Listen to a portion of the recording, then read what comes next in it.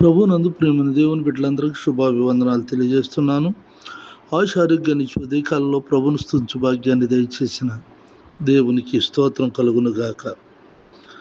మనుష్య కుమారుడు మహాప్రభావంతోనూ మహిమతోనూ మేఘారుడై వచ్చుట చూచెదరు.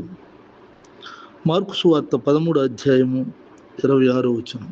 ప్రార్థన. కృపగలిగిన మా తండ్రి, దయగలిగిన ప్రభా, ఈ ప్రార్థనలు ఏకీవిస్తున్న వీళ్ళందరినీ దీవించి ఆశీర్వదించు నాయన.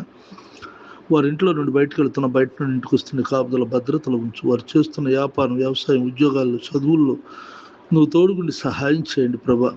అంతేకాకుండా మరి ముఖ్యంగా ప్రభా, నీ రాకడలో ఎత్తబడే గుంపుగా ఉండుటకు సహాయం చేయండి అయ్యా. ప్రతి వారిని ఆత్మచేత నడిపించండి, బలపరచండి.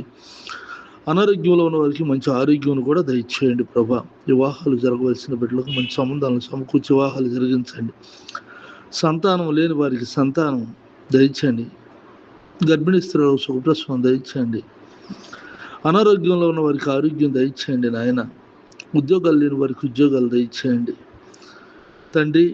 నా దేశాన్ని రక్షించండి. వివాహాలు అలాగే పుట్టినరోజులు జరుపుకుంటున్నటువంటి వారు సంవత్సరం నుండి సంవత్సరాంతం వరకు నీ కనుదృష్టి వారి మీద ఉంచి కాపాడండి. నీ కృపలో వర్ధల చేయండి. నీ దీవెనలతో నింపండి.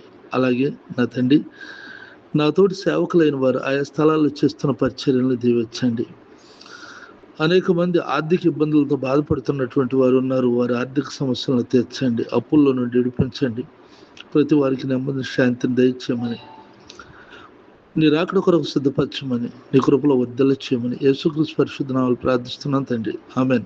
తండ్రి అయిన దేవుని దయ, ప్రభువైన యేసుక్రీస్తు వారి కృప, పరిశుద్ధాత్మకు సన్నిధి నిత్యం తోడై ఉండుగాక. ఆమెన్. ఆమెన్.